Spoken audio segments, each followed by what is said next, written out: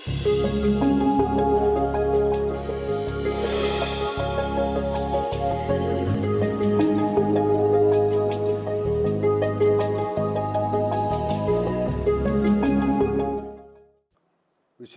മത്തായി എഴുതിയ സുവിശേഷം 16-ാം അധ്യായം 24 മുതൽ 28 വരെയുള്ള തിരുവചനങ്ങൾ.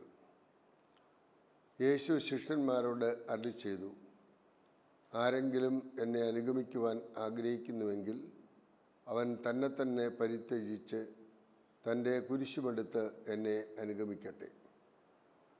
സ്വന്തം ജീവൻ രക്ഷിക്കുവാൻ ആഗ്രഹിക്കുന്നവൻ അത് നഷ്ടപ്പെടുത്തും. എന്നാൽ ആരെങ്കിലും എനിക്ക് വേണ്ടി സ്വന്തം ജീവൻ നഷ്ടപ്പെടുത്തിയാൽ അവനത് കണ്ടെത്തും. ഒരുവൻ ലോകം മുഴുവൻ നേടിയാലും സ്വന്തം ആത്മാവിനെ നഷ്ടപ്പെടുത്തിയാൽ അവന് എന്ത് പ്രയോജനം? ഒരുവൻ സ്വന്തം ആത്മാവിന് പകരമായി എന്തു കൊടുക്കും? മനുഷ്യപുത്രൻ സ്വപിതാവിൻ്റെ മഹത്വത്തിൽ തൻ്റെ ദൂതന്മാരോടൊത്ത് വരുവാനിരിക്കുന്നു. അപ്പോൾ അവൻ ഓരോരുത്തർക്കും താന്താങ്ങളുടെ പ്രവൃത്തിക്കനുസരിച്ച് പ്രതിഫലം നൽകും. മനുഷ്യപുത്രൻ നിൻ്റെ രാജ്യത്തിൽ വരുന്നത് ദർശിക്കാതിന് മുമ്പ് ഇവിടെ നിൽക്കുന്നവരിൽ ചിലർ മരിക്കുകയില്ലെന്ന് സത്യമായി ഞാൻ നിങ്ങളോട് പറയുന്നു. മിശിഹായിൽ പ്രിയ സഹോദരീ സഹോദരന്മാരെ, പീഡാനുഭവവും ഉത്ഥാനത്തെയും കുറിച്ചുള്ള കർത്താവിൻ്റെ പ്രവചനത്തിൻ്റെ പശ്ചാത്തലത്തിലാണ് ഇപ്പോൾ നാം വായിച്ചു കേട്ട സുവിശേഷ ഭാഗം മത്തായി ശ്ലീഹ അവതരിപ്പിക്കുന്നത്. കുരിശിൻ്റെ വഴിയോ കർത്താവ് നടന്നു നീങ്ങുമ്പോൾ അവിടുത്തെ ആ മാർഗത്തിൽ നിന്ന് പിന്തിരിക്കുവാൻ പത്രോസ് പരിശ്രമിക്കുകയാണ്. അപ്പോൾ പത്രോസിനോട് കർത്താവ് പറയുകയാണ്, സാത്താനെ, എൻ്റെ പിന്നാലെ പോവുക, നീ പറയുന്നത് ദൈവികമല്ല. അതിനുശേഷമാണ് ഇവിടെ വായിക്കപ്പെടുന്ന വചനഭാഗം കർത്താവ് അരുളി ചെയ്യുന്നത്. കർത്താവിൻ്റെ കുരിശിൻ്റെ വഴി അവിടുത്തെ പിൻചെല്ലുന്നവരും അനുഗമിക്കേണ്ടിയിരിക്കുന്നു.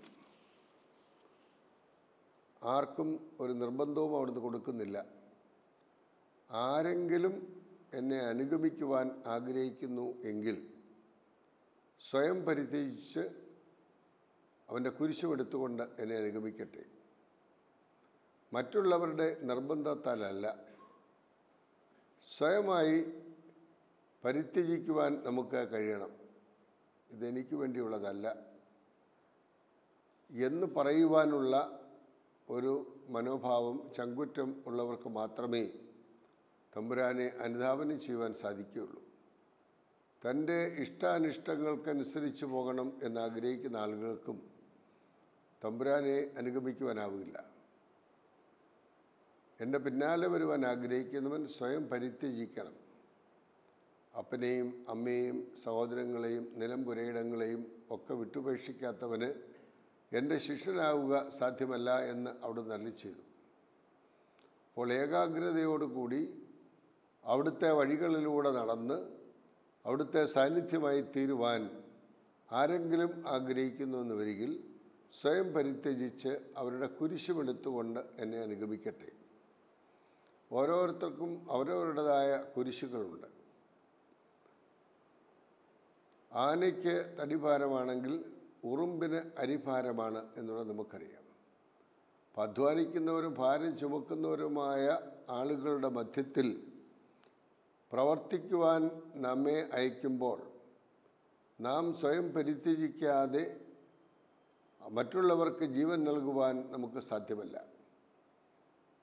ഞാൻ വന്നിരിക്കുന്നത് അവർക്ക് ജീവൻ ഉണ്ടാകുവാനും അത് സമർത്ഥമായി ഉണ്ടാകുവാനെന്നും അരുളി ചെയ്തവൻ സ്വന്തം ജീവൻ ബലിയായി അർപ്പിച്ചുകൊണ്ടാണ് നമ്മെ വീണ്ടെടുത്തതെങ്കിൽ മറ്റുള്ളവർക്ക് വേണ്ടി ജീവൻ അർപ്പിക്കുന്നതിനേക്കാൾ ശ്രേഷ്ഠമായ സ്നേഹമില്ല എന്ന് പ്രഘോഷിച്ചവൻ നമ്മോട് പറയുകയാണ്, സ്വയം പരിത്യജിച്ച് ഓരോ ദിവസവും അവൻ്റെ കുരിശെടുത്തുകൊണ്ട് എന്നെ അനുഗമിക്കട്ടെ. ഞാൻ ആയിരിക്കുന്നിടത്ത് എന്നെ അനുഗമിക്കുന്നവനും ആയിരിക്കും എന്നുള്ള വാക്ക് അവിടുന്ന് നൽകുകയാണ്.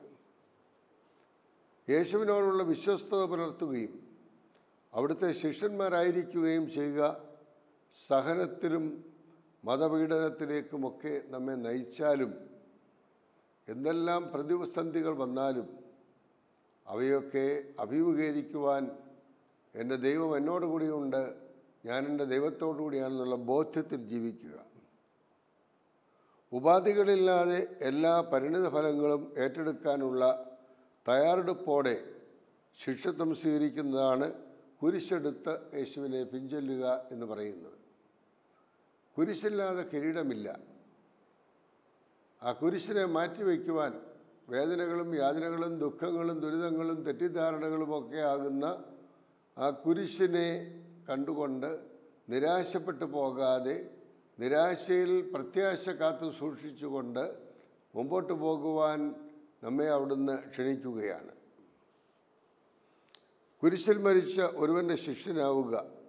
മത്തായിയുടെ സുവിശേഷം 10-ാം അധ്യായം 24 മുതൽ 33 വരെയുള്ള വാക്യങ്ങളിൽ, എന്നാൽ അത് വിജയത്തിലേക്കുള്ള മാർഗമാണെന്ന് യേശു കാണിച്ചു കൊടുക്കുന്നതാണ് പുതിയ നിയമത്തിലെ ഏറ്റവും വലിയ പുതുമ എന്ന് പറയുന്നത്.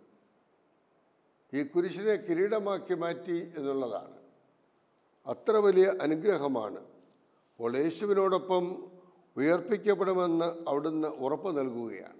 തന്നെ അനുധാവനം ചെയ്യുന്നവൻ തന്നോടുകൂടി ആയിരിക്കും, അതിനുള്ള ഉറപ്പ് നൽകുകയാണ്.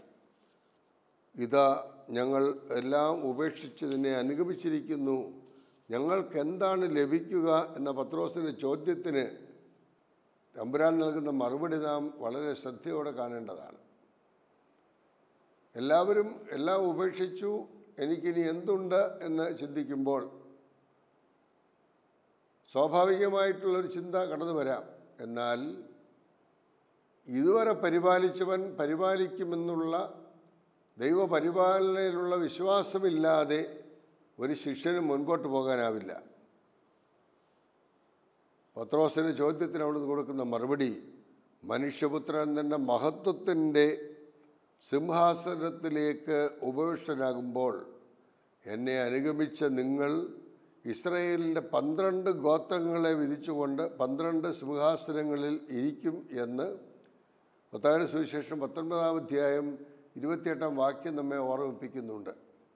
അപ്പോൾ യേശു മഹത്വത്തിൽ ആയിരിക്കുമ്പോൾ ഇസ്രായേലിൻ്റെ 12 ഗോത്രങ്ങളെ വിധിച്ചുകൊണ്ട് 12 ഗോത്രങ്ങളെ ന്യായം നടത്തുവാനുള്ള അധികാരം തൻ്റെ ശിഷ്യന്മാർക്ക് അവിടുന്ന് നൽകുകയാണ്. ഇതാണ് യേശു വാഗ്ദാനം ചെയ്ത വിജയം എന്ന് പറയുന്നത്. ജീവൻ രക്ഷിക്കുവാൻ ആഗ്രഹിക്കുന്നവൻ അത് നഷ്ടപ്പെടുത്തും, നഷ്ടപ്പെടുത്തുന്നവൻ അത് കണ്ടെത്തും. മതപീഡനത്തെയും രക്തസാക്ഷിത്വത്തെയും മുമ്പിൽ കണ്ടുകൊണ്ടാണ് തൻ്റെ ശിഷ്യന്മാർ സ്വന്തം ജീവൻ നഷ്ടപ്പെടുത്തുവാൻ തയ്യാറാകേണ്ടതിൻ്റെ ആവശ്യകതയെക്കുറിച്ച് യേശു ഇവിടെ സംസാരിക്കുന്നത്. എന്ന നിമിത്തം മനുഷ്യർ നിങ്ങളെ നിന്ദിക്കും, നിങ്ങളെ പീഡിപ്പിക്കും, നിങ്ങൾക്ക് വിരോധമായി സകല ദുഷ്കാര്യങ്ങളെയും വ്യാജമായി പറയുകയും ചെയ്യുമ്പോൾ നിങ്ങൾ ഭാഗ്യവാന്മാരെന്ന് അഷ്ടസൗഭാഗ്യത്തിൽ അസന്നിഗ്ധമായി യേശു തമ്പുരാൻ നമ്മെ ഓർമ്മിപ്പിക്കുന്നു. ഭൗതിക ജീവൻ നഷ്ടപ്പെടുത്തുന്നവൻ ആധ്യാത്മിക ജീവൻ കണ്ടെത്തും. ശിഷ്യന്മാരെ ഭൗതിക തലത്തിൽ നിന്ന് ആധ്യാത്മിക തലത്തിലേക്ക് നയിക്കുകയായിരുന്നു യേശു. ശിഷ്യന്മാർ ഇപ്പോഴും ഭൗതിക തലത്തിൽ കുടുങ്ങിക്കിടക്കുന്നവരാണ്. യേശു ദൈവരാജ്യം സ്ഥാപിക്കുന്നുണ്ട്. പ്രതീക്ഷിച്ച് കഴിയുന്നവർ ഇപ്പോഴൊന്നുമില്ല, ഇനി അവിടുന്ന് ദൈവരാജ്യം സ്ഥാപിക്കുമ്പോൾ ആ രാജ്യത്തിൽ വലിയ സ്ഥാനങ്ങളൊക്കെ ലഭിക്കുമെന്ന് കരുതിയിരുന്ന ആളുകളെ അവിടെ നാം കാണുന്നുണ്ട്. അതുകൊണ്ട് തന്നെ ലോകത്തിലെ ഏറ്റവും വിലപ്പെട്ട വസ്തുവും ആധ്യാത്മികമായി ജീവന് മുമ്പിൽ പ്രയോജന രഹിതമാണെന്ന് യേശു പറയുകയാണ്. മനുഷ്യരുടെ മുമ്പിൽ വലിയ സ്ഥാനങ്ങളും അധികാരങ്ങളും പ്രവർത്തനങ്ങളൊക്കെ ഉണ്ടാകാം. ആ ദൈവത്തിന് സ്വീകാര്യമാണോ എന്നുകൂടി നാം ചിന്തിക്കേണ്ടതായിട്ടുണ്ട്. ഈശോയുടെ പഠനങ്ങൾ, വാക്കുകൾ എന്നിവ യുഗാന്ത്യോന്മുഖമായി ആ ഒരു കാഴ്ചപ്പാടിലൂടെ മാത്രമേ നമുക്ക് മനസ്സിലാക്കുവാൻ കഴിയൂ. ഈ ലോകം കൊണ്ട് അവസാനിക്കുന്നതല്ല. ഈ ലോകത്തിൻ്റെ അന്ത്യത്തിൽ സർവമഹത്വത്തോടും കൂടി കടന്നു വരുന്ന ആ തമ്പുരാൻ്റെ സാന്നിധ്യം അനുഭവിക്കുവാൻ നമുക്ക് കഴിയണം. മനുഷ്യപുത്രൻ മാലാഖമാരുടെ അകമ്പടിയോടുകൂടി മഹത്വത്തിൽ എഴുന്നള്ളി വരുന്നത് മത്തായിയുടെ സുവിശേഷത്തിൽ നാം കാണുന്നുണ്ട്. മത്തായിയുടെ സുവിശേഷം 24-ാം അധ്യായം 30-ാം വാക്യത്തിൽ മനുഷ്യപുത്രൻ്റെ ആഗമനത്തെക്കുറിച്ച് പറയുമ്പോൾ ആകാശശക്തികൾ ഇളകും, ആകാശത്തിൽ അടയാളം കാണപ്പെടും, അവിടെ മനുഷ്യപുത്രൻ മഹത്വത്തോടുകൂടി പ്രത്യക്ഷനാകും എന്നുള്ള ഒരു സൂചന നാം കാണുകയാണ്. അതേപോലെ തന്നെ മത്തായിയുടെ സുവിശേഷം 25-ാം അധ്യായത്തിലെ 31-ാം വാക്യത്തിൽ അവസാന വിധിയെക്കുറിച്ച് പറയുന്ന ആ പരാമർശത്തിൽ മനുഷ്യപുത്രൻ എല്ലാ ദൂതന്മാരോടും കൂടി മഹത്വത്തിൽ സിംഹാസനനാകും. അപ്പോൾ മഹത്വത്തോടുകൂടി എഴുന്നള്ളി വരുന്ന ഒരു രാജാവിനെ, അവസാന വിധി നടപ്പിലാക്കുവാൻ കടന്നു വരുന്ന ഒരു രാജാവിനെ യേശുവിൽ അവിടെ നാം കാണുകയാണ്. മത്തായിയുടെ സുവിശേഷം 26-ാം അധ്യായത്തിൻ്റെ 64-ാം വാക്യത്തിൽ നീ മനുഷ്യപുത്രനാണോ എന്ന് യേശുവിനോട് ചോദിക്കുമ്പോൾ നീ അത് പറഞ്ഞുവല്ലോ എന്ന് മറുപടി പറയുകയും വീണ്ടും മനുഷ്യപുത്രൻ എളിമയുടെ വലതുഭാഗത്ത് ഉപവിഷ്ടനാകും, വാനമേഘങ്ങളിൽ അവൻ വരുന്നത് കാണും എന്നൊക്കെ സൂചിപ്പിക്കുമ്പോൾ നിശ്ചയമായും അവിടുന്ന് വിധികർത്താവായിട്ടാണ് വരുന്നത് എന്നുള്ള ഒരു സൂചന നമുക്ക് ലഭിക്കുകയാണ്. എന്തുകൊണ്ടാണ് യേശു പത്രോസിനോട് നീ എൻ്റെ പിന്നിൽ പോവുക, നീ ജീവനുള്ള ദൈവത്തിൻ്റെ പുത്രനായ മിശിഹായാണെന്ന്, മനുഷ്യപുത്രൻ ആരെന്നാണ് ജനങ്ങൾ പറയുന്നതെന്ന് ചോദിച്ചപ്പോൾ കൊടുത്ത മറുപടിയിൽ പറയുന്നത് നീ ജീവനുള്ള ദൈവത്തിൻ്റെ പുത്രനായ മിശിഹായാണെന്നാണ് പത്രോസ് മറുപടി പറഞ്ഞത്. അക്ഷരാഭ്യാസമില്ലാത്ത മുക്കുവനായ എടുത്തിയാട്ടക്കാരനായ തള്ളിപ്പറഞ്ഞവനായ പത്രോസിൽ നിന്ന് ഇങ്ങനെ ഒരു മറുപടി ലഭിച്ചപ്പോൾ അവിടുന്ന് പറഞ്ഞു, യോനായുടെ പുത്രനായ ശമോനെ നീ ഭാഗ്യവാൻ, ജഡരക്തങ്ങളല്ല സ്വർഗസ്ഥനായ എൻ്റെ പിതാവാണ് നിനക്കിത് വെളിപ്പെടുത്തിയത്. അതുകൊണ്ട് ഞാൻ നിന്നോട് പറയുന്നത് നീ പാറയാണ്, ഈ പാറമേൽ ഞാൻ എൻ്റെ സഭ പണിയും എന്ന്. അപ്പോൾ സാത്താനെ പിന്നാലെ പോവുക എന്ന് പറഞ്ഞത് ഞാൻ നടക്കുന്ന വഴിയിൽ നീ എന്നെ അനുഗമിക്കുവാനുള്ളവനാണ്, നിനക്കിഷ്ടപ്പെട്ട വഴിയിലൂടെ എന്നെ നയിക്കാനായിട്ട് നീ പരിശ്രമിക്കരുത്. എൻ്റെ മുമ്പിൽ നടക്കുവാനുള്ളവനല്ല, ദൈവഹിതം അറിഞ്ഞ് പ്രവർത്തിക്കുവാനുള്ളവനാണ് നീ. അതുകൊണ്ട് അതിൻ്റെ ദൗത്യത്തെക്കുറിച്ച് നീ ബോധ്യമുള്ളവനായിരിക്കണം എന്ന് പറയുകയാണ്. എന്നിട്ട് ശിഷ്യത്വം ആവശ്യപ്പെടുമ്പോൾ തന്നെ തന്നെ പരിത്യജിക്കണം, അവിടെ സ്വാർത്ഥതയ്ക്കിടമില്ല, തൻ്റെ കാര്യത്തിനിടമില്ല, എന്താണ് ദൈവത്തിൻ്റെ ഇഷ്ടമെന്ന് നിറവേറ്റി പ്രവർത്തിക്കുവാനുള്ളവനാണ്. രണ്ടാമതായിട്ട് തൻ്റെ കുരിശെടുക്കണം, ബലിജീവിതത്തിന് വേണ്ടിയുള്ളതാണ്. കുരിശിൽ തറച്ച് കൊല്ലുവാൻ വേണ്ടിയാണ് ആ കുരിശിനെ എടുത്തുകൊണ്ട് പോകുന്നത് യേശു തമ്പുരാൻ കാൽവരി മലയിലേക്ക്. നമ്മുടെയൊക്കെ ജീവിതം ഈ ബലിയർപ്പിക്കുവാനുള്ള ജീവിതമാണ്. അതുകൊണ്ട് ആ കുരിശ് വഹിക്കുവാൻ, ബലിജീവിതം തുടരുവാൻ നമുക്കൊക്കെ കഴിയണം എന്നുള്ളതാണ്. ബലിയില്ലാത്ത സുവിശേഷങ്ങളാകും ഒരു പ്രഘോഷണമല്ല.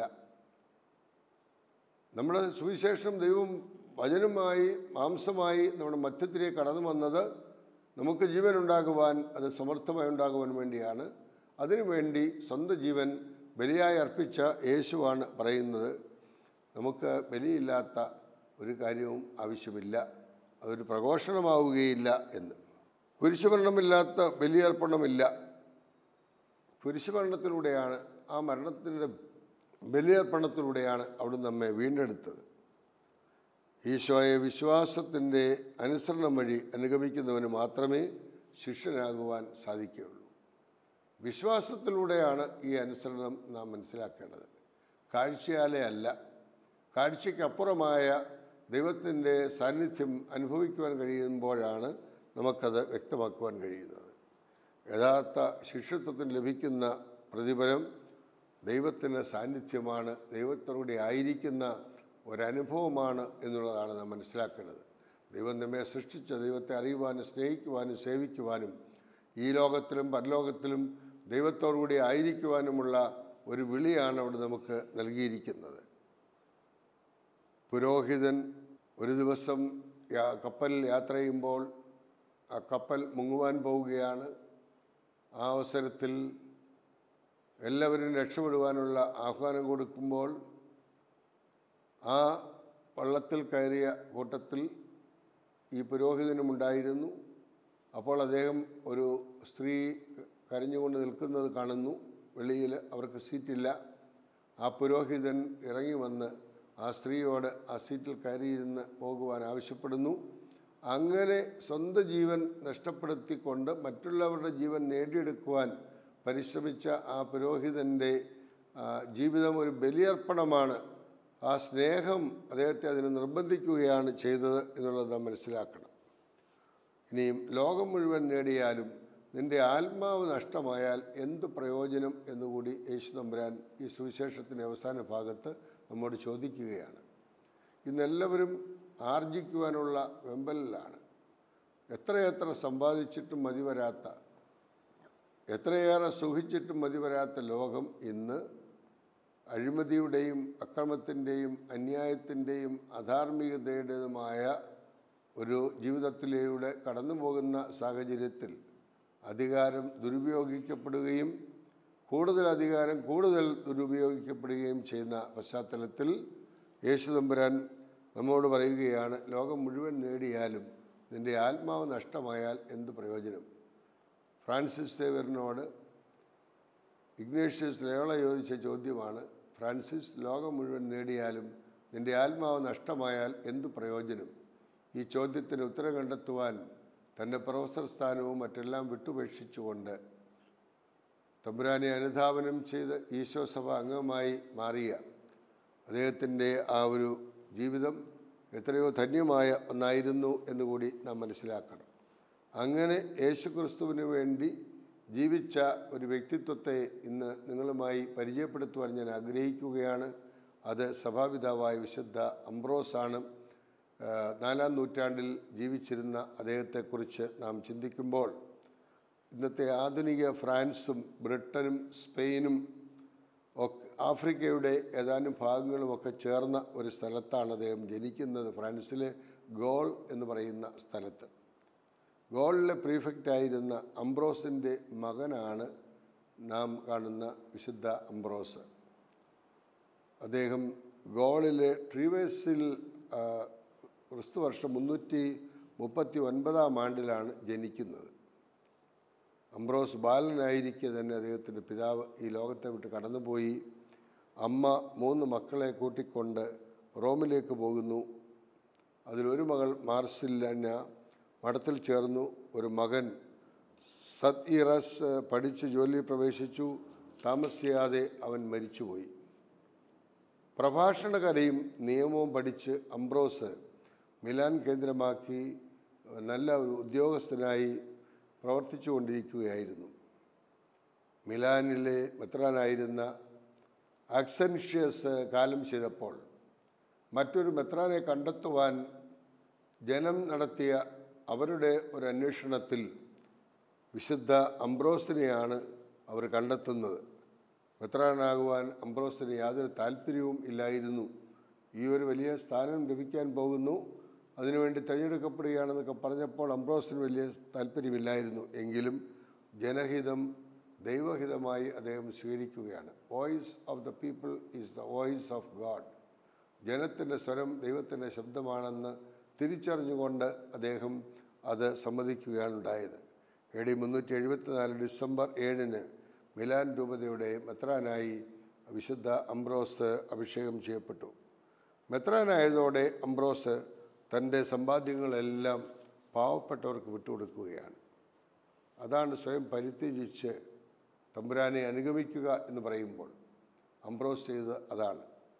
പിതാക്കന്മാരുടെ കൃതികളിൽ അഗാധമായ ഗവേഷണം നടത്തുകയാണ് അദ്ദേഹം. പൂർവ്വപിതാക്കന്മാർ എഴുതിയ ഗ്രന്ഥങ്ങൾ ഒക്കെ വായിച്ചുകൊണ്ട് അതിൻ്റെ അർത്ഥമെന്താണെന്ന് മനസ്സിലാക്കി യേശുവിനെ അടുത്ത് അനുകരിക്കുവാൻ പരിശ്രമിക്കുന്ന ഒരു വ്യക്തിയായിട്ടാണ് വിശുദ്ധ അംബ്രോസിനെ നാം കാണുന്നത്. 23 വർഷത്തെ അജപാലന ശുശ്രൂഷയ്ക്ക് ശേഷം 58-ാമത്തെ വയസ്സിൽ ക്രിസ്തുവർഷം 397-ൽ ഏപ്രിൽ മാസം 4-ാം തീയതി അംബ്രോസ് കാലം ചെയ്തു. എന്തായിരുന്നു ഇദ്ദേഹത്തിൻ്റെ പ്രത്യേകത? എന്നെ അനുഗമിക്കുവാൻ ആഗ്രഹിക്കുന്നവൻ സ്വയം പരിത്യജിച്ച് അവൻ്റെ കുരിശുമെടുത്തുകൊണ്ട് എന്നെ അനുഗമിക്കട്ടെ എന്ന് പറയുന്ന യേശു ഈ അംബ്രോസിൽ കാണുന്ന പ്രത്യേകത എന്താണ് എന്ന് നാം ഒന്ന് ചിന്തിക്കുന്നത് നല്ലതാണ്. സഭാപിതാവായ ജെറോം അദ്ദേഹത്തെക്കുറിച്ച് പറയുന്നത്, അംബ്രോസ് മിലാൻ്റെ മെത്രാനായതോടെ ഇറ്റലി മുഴുവൻ വിശ്വാസത്തിലേക്ക് തിരിച്ചു വന്നു എന്നാണ്. അപ്പോൾ നഷ്ടപ്പെട്ട വിശ്വാസം തിരികെടുക്കുവാൻ അംബ്രോസിൻ്റെ മെത്രാൻ സ്ഥാനം ആ ഇറ്റലിയിലുള്ള ജനങ്ങളെയെല്ലാം വിശ്വാസത്തിലേക്ക് കൊണ്ടുവരുവാൻ അദ്ദേഹത്തിന് കഴിഞ്ഞു എന്ന് സഭാപിതാവ് ജെറോം നമ്മെ ഓർമ്മിപ്പിക്കുകയാണ്. ഒരു ഉണർന്നെഴുന്നേൽപ്പിനുള്ള പേഗൻ മതങ്ങളുടെ ശ്രമത്തെയും തിരുസഭയ്ക്കെതിരായ ആര്യൻ പാഷണ്ഡതയെയും അംബ്രോസ് ധീരമായി നേരിടുകയാണ്. പ്രശ്നങ്ങൾ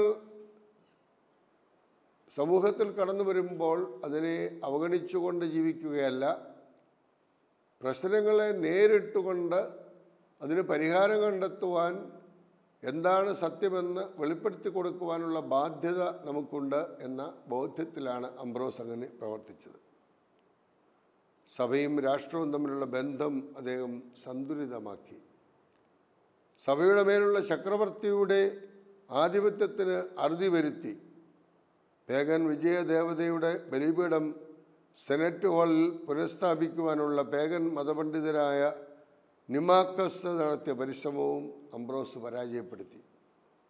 ആര്യൻ അനുഭാവിയായ ജസ്റ്റീന രാജ്ഞി മിലാനിൽ ആര്യൻ പാഷണ്ഡികൾക്ക് വേണ്ടി ഒരു ദേവാലയം നിർമ്മിക്കുക നടത്തിയ പരിശ്രമം അംബ്രോസ് പരാജയപ്പെടുത്തുകയാണ്. സമകാലീനരായ റോമൻ ചക്രവർത്തിമാർ അദ്ദേഹത്തിൻ്റെ ഉപദേശങ്ങൾ സ്വീകരിച്ചു. റോമൻ ചക്രവർത്തിയായിരുന്ന തിയഡോഷ്യസ് ക്രിസ്തുവർഷം 390 തെസ്സലോനിക്കൻ കലാപത്തിൽ 7000 പൗരന്മാരെ വധിച്ചു. മിലാൻ കത്തീഡ്രൽ സന്ദർശിക്കുവാൻ തിയഡോഷ്യസ് ചക്രവർത്തി എത്തിയപ്പോൾ പ്രധാന കവാടത്തിൽ പരസ്യമായി മാപ്പ് ചോദിച്ചതിന് ശേഷം മാത്രമേ ഈ ദേവാലയത്തിൻ്റെ ഉള്ളിലേക്ക് പ്രവേശിക്കാവൂ എന്ന് ചക്രവർത്തിയുടെ മുഖത്ത് നോക്കിക്കൊണ്ട് പറയുവാനുള്ള ചങ്കൂറ്റം കാണിച്ച വിശ്വാസ പ്രതിനിധിയാണ് മിലാനിലെ വിശുദ്ധ അംബ്രോസ് എന്ന് നാം മനസ്സിലാക്കണം. തിരുസഭയുടെ പ്രബോധനങ്ങൾ, ധാർമ്മിക അനുശാസനങ്ങൾ എന്നിവ വളരെ കണിശമായി അംബ്രോസ് കാത്തു സൂക്ഷിച്ചു. ഫെയ്ത്ത് ആൻഡ് മോറൽസ്, ഇത് 2 കാര്യങ്ങളിലും ഒരു വിട്ടുവീഴ്ചയ്ക്കും തയ്യാറാകാതെ നിന്ന ഒരു വ്യക്തിത്വത്തെയാണ് അംബ്രോസിൽ നാം കാണുന്നത്. ഇനിയും നലം തികഞ്ഞ ഒരു ഭരണാധികാരിയായിരുന്നു അദ്ദേഹം. അംബ്രോസിൻ്റെ സ്വഭാവ മഹിമയും വീക്ഷണ ഔന്നത്യവും അദ്ദേഹത്തിൻ്റെ തീരുമാനങ്ങളെ അലംഘനീയമാക്കി മാറ്റി. സഭാപിതാവായ വിശുദ്ധ അത്തനാസ്യോസിനെ ശപിച്ച AD 364 സിനഡ് നടന്ന മിലാനെയും ആര്യനിസത്തിലേക്ക് കൂപ്പുകുത്തിയ ഇറ്റലിയെയും അംബ്രോസ് സത്യസഭയിലേക്കും സത്യവിശ്വാസത്തിലേക്കും കൊണ്ടുവന്നു എന്ന് പറയുമ്പോൾ വിശ്വാസത്തിന് വിപരീതമായ പ്രവർത്തനങ്ങൾ നടത്തുന്ന ആളുകളുടെ എണ്ണം ഇന്ന് വർദ്ധിക്കുകയാണ്. കൂട്ടായ്മകളും വർദ്ധിക്കുകയാണ്. അവരെയൊക്കെ മാനസാന്തരപ്പെടുത്തിയെടുക്കുവാൻ, അവരോടൊക്കെ ചർച്ചയിൽ ഏർപ്പെട്ടുകൊണ്ട് അവരുടെ ആശയങ്ങൾ കേൾക്കുവാനും എന്താണ് ദൈവത്തിൻ്റെ ഇഷ്ടമെന്ന് വെളിപ്പെടുത്തി കൊടുക്കുവാനും നമുക്കൊക്കെ കഴിയണം എന്നുള്ളതാണ് അംബ്രോസ് നമ്മെ ഓർമ്മിപ്പിക്കുന്നത്. സഭയ്ക്ക് മുകളിലല്ല, സഭയ്ക്കുള്ളിലാണ് ചക്രവർത്തിയുടെ സ്ഥാനം എന്ന് ജസ്റ്റീന രാജ്ഞിയുടെ മുഖത്ത് നോക്കി അദ്ദേഹം പറഞ്ഞു. സഭയ്ക്ക് മുകളിലല്ല, സഭയ്ക്ക് ഉള്ളിലാണ് ചക്രവർത്തിയുടെ സ്ഥാനം. അപ്പോൾ വിശാലമായ ദൈവത്തിൻ്റെ ആ രാജ്യത്തിൽ അംഗമായിരിക്കുന്ന ഓരോ വ്യക്തിയും കർത്താവിൻ്റെ സഭയോട് ബന്ധപ്പെട്ട് ജീവിക്കണം. കർത്താവ് തന്നോട് സംസാരിക്കേണ്ടുന്നവരെല്ലാം സഭയിൽ പോകട്ടെ, താൻ അതിൽ മേവിടുന്നു എന്നാണ് അവിടുന്ന് പറയുന്നത്.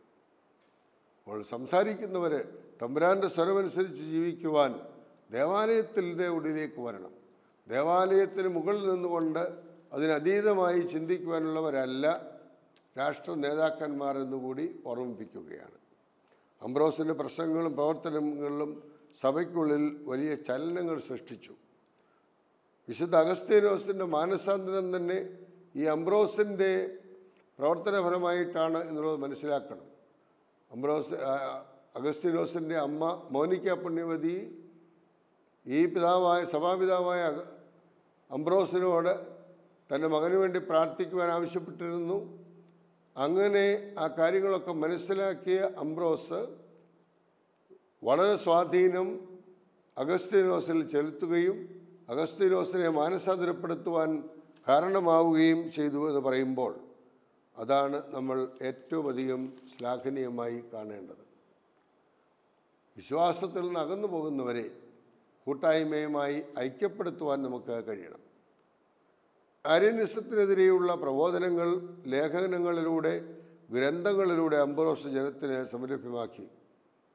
വരപ്രസാദത്തിലുള്ള വിശ്വാസം, പരിശുദ്ധാത്മാവ്, കർത്താവിൻ്റെ മനുഷ്യാവതാരം എന്നീ ഗ്രന്ഥങ്ങൾ ആ ഗണത്തിൽ ഉൾപ്പെടുന്നു. മാമോദീസ, സ്ഥൈര്യലേപനം, വിശുദ്ധ കുർബാന എന്നീ പ്രാരംഭ കൂദാശകളെക്കുറിച്ചും അദ്ദേഹം ഗ്രന്ഥങ്ങൾ രചിച്ചിട്ടുണ്ട്. സ്വർഗസ്ഥനായ പിതാവേ എന്ന പ്രാർത്ഥനയ്ക്ക് അദ്ദേഹം വ്യാഖ്യാനം നൽകി. പഴയ നിയമത്തിലെ ഗ്രന്ഥങ്ങൾക്കും പുതിയ നിയമത്തിലെ വിശുദ്ധ ലൂക്കായുടെ സുവിശേഷത്തിനും അംബ്രോസ് വ്യാഖ്യാനം എഴുതി. അംബ്രോസിൻ്റെ വ്യാഖ്യാനങ്ങളിൽ ഫിലോ, ഒറിജിൻ, ബേസിൽ എന്നിവരുടെ സ്വാധീനം ദൃശ്യമാണ്. ക്രിസ്തീയ ധാർമ്മികതയെക്കുറിച്ച് 3 ബൃഹത് ഗ്രന്ഥങ്ങൾ എഴുതി. ബ്രഹ്മചര്യ ജീവിതത്തിൻ്റെ മഹിമയെ വാഴ്ത്തി ധാരാളം ലേഖനങ്ങൾ എഴുതി. ആരാധനാക്രമ സംബന്ധമായ ധാരാളം കീർത്തനങ്ങൾ അംബ്രോസ് രചിച്ചു. അവയ്ക്ക് ഹൃദയഹാരിയായ ഈണം നൽകി. പാശ്ചാത്യവും പൗരസ്ത്യവുമായ ദൈവശാസ്ത്രധാരകളുടെ സമ്മേളനമാണ് അംബ്രോസിൽ നമുക്ക് കാണാൻ കഴിയുന്നത്. വീണ്ടും നാം നോക്കുമ്പോൾ പാവങ്ങളുടെ പക്ഷം പിടിച്ചവനായി അദ്ദേഹത്തെ നമുക്ക് കാണാൻ കഴിയും. പാവങ്ങളുടെ പക്ഷം പിടിക്കുന്നതിന് ഈശോയുടെ പ്രബോധനങ്ങളും പൗരസ്ത്യ സഭാ പിതാക്കന്മാരുടെ പഠനങ്ങളും അംബ്രോസിനെ വളരെയധികം സഹായിച്ചു. അദ്ദേഹം പറയുകയാണ്, നിങ്ങളുടെ ദാനങ്ങൾ നിങ്ങളുടെ ഔദാര്യമല്ല, പ്രത്യുത ലഭിക്കുന്നവൻ്റെ അവകാശമാണ്. അതിനാൽ ദാനം ചെയ്യുമ്പോൾ കടം തിരിച്ചടയ്ക്കുന്നവൻ്റെ മനോഭാവം നിങ്ങളിൽ ഉണ്ടാകരുത്. അല്ലെങ്കിൽ കടം കൊടുക്കുവാൻ നിവൃത്തിയില്ലാത്തവൻ്റെ കടം വീട്ടുവാൻ ഉള്ള മനോഭാവം നിങ്ങൾക്കുണ്ടാകണം എന്നാണ്. നിങ്ങളുടെ മോതിരങ്ങളിലെ വിലപിടിപ്പുള്ള കല്ലുകൾക്ക് അനേകം ജീവൻ രക്ഷിക്കുവാൻ മൂല്യമുണ്ട് എന്ന് അദ്ദേഹം പറയുകയാണ്. അപ്പോൾ നമ്മുടെ ആഡംബരഭ്രമം അല്ല, അതൊക്കെ വിട്ടുപേക്ഷിക്കുകയാണെങ്കിൽ അനേകർക്ക് അതുവഴി ജീവനുണ്ടാകുവാൻ സാധിക്കും. ദിവ്യബലിക്ക് ഉപയോഗിക്കുന്ന സ്വർണ്ണക്കാസകൾ വിറ്റുകിട്ടുന്ന പണം മോചനദ്രവ്യമായി നൽകി കഴിയുന്നിടത്തോളം അടിമകളെ മോചിപ്പിക്കണം എന്ന് അദ്ദേഹം പറയുമ്പോൾ, അൾത്താരയിൽ ഉപയോഗിക്കുന്ന സ്വർണ്ണക്കാസ വിറ്റ് ആ പണം കൊണ്ട് അടിമത്തത്തിൽ കഴിയുന്നവരെ വിമോചിപ്പിക്കുവാൻ, അവർക്ക് മോചനദ്രവ്യം നൽകുവാൻ കഴിയണം എന്നുള്ള ആശയം പറയുമ്പോൾ എത്ര വിപ്ലവാത്മകമായ ഒരു മനോഭാവമായിരുന്നു അദ്ദേഹം കാത്തു സൂക്ഷിച്ചത്, പാവങ്ങളോട് പക്ഷം ചേർന്നുകൊണ്ട് പ്രവർത്തിച്ചത് എന്ന് മനസ്സിലാക്കണം. വ്യക്തമായ ദൈവശാസ്ത്ര വീക്ഷണവും സുദൃഢമായ ധാർമ്മിക ബോധ്യവും ഉജ്ജ്വലമായ സഭാസ്നേഹവും അടിച്ചമർത്തപ്പെട്ടവരോട് ആർദ്രതയും ഉണ്ടായിരുന്ന ശക്തനായ അജപാലകനായിരുന്നു വിശുദ്ധ അംബ്രോസ്. അദ്ദേഹത്തിൻ്റെ ജീവിതത്തെ മനസ്സിലാക്കിക്കൊണ്ട് ആ ജീവിതത്തിൽ നിന്നും ചൈതന്യം ഉൾക്കൊണ്ടുകൊണ്ട് സഭാ നേതൃത്വവും സമൂഹ നേതൃത്വവും ഒക്കെ പ്രവർത്തിക്കുമ്പോൾ നിശ്ചയമായും അതിൻ്റെതായ ചലനം സമൂഹത്തിൽ സൃഷ്ടിക്കുവാൻ സഹായകമായിരിക്കുമെന്ന് ഓർമ്മിപ്പിക്കുകയാണ്. വിശ്വാസത്തിന് വേണ്ടി നിലകൊള്ളുവാനും ഉഭയയുടെ ജീവിതം നയിക്കുവാനും അംബ്രോസിൻ്റെ ജീവിതം നമുക്ക് ഒരു പ്രേരകമാകട്ടെ. അതുകൊണ്ട് യേശു തമ്പുരാൻ്റെ വാക്കുകൾ അന്വർത്ഥമാക്കുവാൻ ആത്മാർത്ഥമായി പരിശ്രമിച്ച വിശുദ്ധ അംബ്രോസിൻ്റെ മാതൃക സ്വയം പരിത്യജിക്കുവാനും കുരിശെടുക്കുവാനും അവിടുത്തെ അനുധാവനം ചെയ്യുവാനും നമുക്ക് കഴിയുമ്പോൾ അവിടുന്ന് ആയിരിക്കുന്ന സ്ഥലത്ത് നമ്മളും ആയിരിക്കുവാനുള്ള അനുഗ്രഹം ദൈവം നമുക്ക് ഓരോരുത്തർക്കും പ്രദാനം ചെയ്യട്ടെ.